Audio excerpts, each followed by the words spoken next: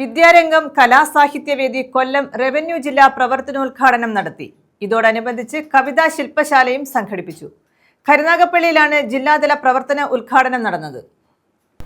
വിദ്യാരംഗം കലാസാഹിത്യവേദി കൊല്ലം revenue ജില്ലാ പ്രവർത്തനോദ്ഘാടനം കരുനാഗപ്പള്ളിയിൽ നടത്തി.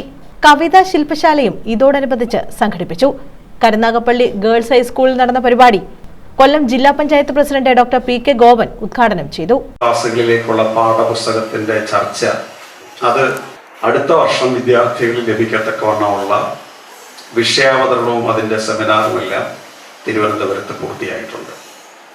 ഇപ്പോൾ 13 വർഷത്തിന് ശേഷം നമ്മുടെ കേരളത്തിലെ ഹയർ സെക്കൻഡറി തലം വരെയുള്ള എല്ലാ പാഠപുസ്തകങ്ങളും പുതിയ കാലത്തെ അഡ്രസ്സ് ചെയ്യുന്ന വിധത്തിൽ നവീകരിക്കപ്പെട്ടിട്ടുണ്ട് എന്നുള്ളതാണ് യാഥാർത്ഥ്യം.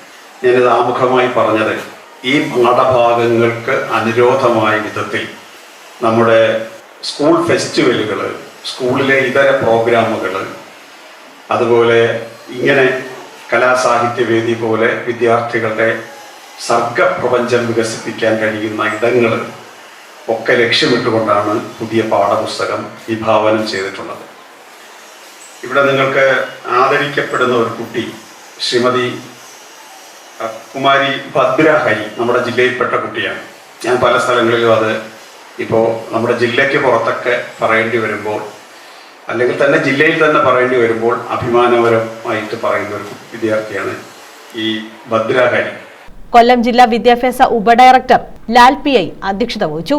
ചടങ്ങിൽ 2025 അധ്യയന വർഷത്തെ പ്രവേശനോത്സവ ഗാനരചയിതാവ് ഭദ്രഹരിയെയും വിദ്യാരംഗം മുൻ ജില്ലാ കോർഡിനേറ്റർ അശോകൻ പി.കെയും ആദരിച്ചു. കവിയും ഗാനരചയിതാവുമായ ഗിരീഷ് പുലിയൂരിന്റെ നേതൃത്വത്തിൽ കവിതാ ശില്പശാലയും നടത്തി. കരുനാഗപ്പള്ളി എഇഒ അജയ്കുമാർ, സ്കൂൾ പ്രഥമാധ്യാപിക P. Sreekala, school manager L. Sreelatha, ഭരണസമിതി പ്രസിഡന്റ് വി.പി. ജയപ്രകാശ് മേനോൻ, വിദ്യാരംഗം കൊല്ലം ജില്ലാ coordinator Santhosh Kumar V J, assistant coordinator Pramod Sivadas തുടങ്ങിയവർ പങ്കെടുത്തു.